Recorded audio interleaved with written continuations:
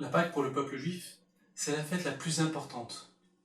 Pâques, c'est l'événement où Dieu va sauver son peuple. C'est les premiers-nés qui sont esclaves et prisonniers en Égypte. Dieu veut juger Pharaon. Pharaon qui représente toute la désobéissance de l'Égypte.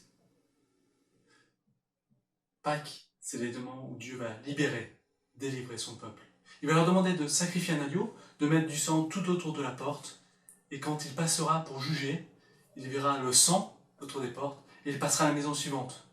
Ça sera pour eux, pour le peuple, un signe de leur relation avec Dieu. Il leur demande aussi de se préparer à partir pour rejoindre la terre promise. Pourquoi est-ce qu'on fête encore Pâques aujourd'hui? Pâques pour les chrétiens, c'est l'événement où Dieu va rendre par Jésus la liberté à des personnes qui acceptent le sacrifice de Jésus, qui sont sous l'emprise de leur désobéissance et qui reconnaissent Jésus comme leur sauveur. Jésus est l'agneau qui libère de la séparation éternelle avec Dieu, pour nous aider à retrouver cette relation de départ comme avait Adam et Ève dans le jardin d'Éden. Et dans le christianisme, tout est basé sur la mort et la résurrection de Jésus. Si Christ n'est pas ressuscité, si Christ n'est pas mort et ressuscité, alors notre foi est vaine, notre foi est fondée sur du vide. Et ça ne sert à rien, on est sur les plus malheureux, dira Paul. Je vous propose de regarder ensemble comment la mort de Jésus et sa résurrection nous rend la liberté. Regardons ensemble l'évangile selon Matthieu au chapitre 27. À partir de midi et jusqu'à 3 heures de l'après-midi, le pays entier fut plongé dans l'obscurité.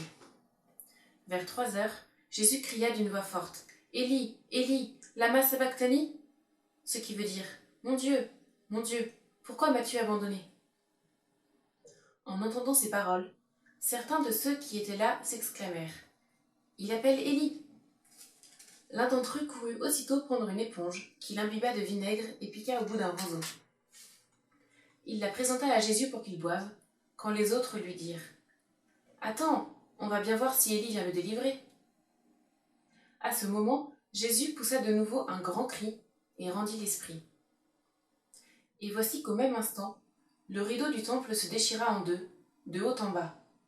La terre trembla, les rochers se fendirent. Des tombes s'ouvrirent, et les corps de beaucoup d'hommes fidèles à Dieu, qui étaient morts, ressuscitèrent. Ils quittèrent leurs tombeaux, et après la résurrection de Jésus, ils entrèrent dans la ville sainte, où beaucoup de personnes les virent. En voyant le tremblement de terre et tout ce qui se passait, l'officier romain et les soldats qui gardaient Jésus furent saisis d'épouvante et dirent « Cet homme était vraiment le Fils de Dieu. » Il y avait aussi là plusieurs femmes qui regardaient de loin. C'étaient celles qui avaient suivi Jésus depuis la Galilée pour être à son service. Parmi elles, Marie de Magdala, Marie, la mère de Jacques et de Joseph, et la mère des fils de Zébédée. On va trouver 3 phénomènes qui vont manifester que Jésus rétablit notre relation avec le Père. Le premier phénomène, c'est un rideau, le rideau du temple qui se déchire. Le deuxième phénomène, on a un lâcher de ressuscité. Et le troisième phénomène, on a les ténèbres, l'obscurité. Premier phénomène. Depuis la chute jusqu'à Jésus, le peuple n'avait pas un accès permanent à Dieu. Il pouvait seulement accéder à Dieu par l'intermédiaire de prêtres et d'un grand prêtre qui allait dans le temple une fois par an ou plusieurs fois par an pour faire des sacrifices. Et seulement par l'intermédiaire des prêtres, le peuple pouvait voir Dieu ou connaître Dieu, mais ce n'était pas tout le temps. À la mort de Jésus, le voile du temple se déchire. La séparation qui sépare Dieu avec le peuple est brisée. L'accès à Dieu est illimité. Désormais, plus besoin d'intermédiaire entre Dieu et le peuple. Plus besoin de prêtres. Jésus-Christ permet ce rétablissement entre Dieu et le peuple. On est libre de pouvoir louer Dieu quand on le veut. Le deuxième phénomène, le lâcher de ressuscité. On a des tombes qui s'ouvrent avec le tremblement de terre et le corps d'hommes fidèles à Dieu qui ressuscitent et qui vont attendre. Ces morts qui ressuscitent préfigurent la résurrection finale, quand Jésus reviendra à la fin des temps.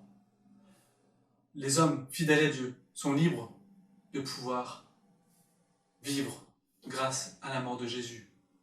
La mort de Jésus est efficace pour nous ressusciter, avant même que lui-même ressuscite.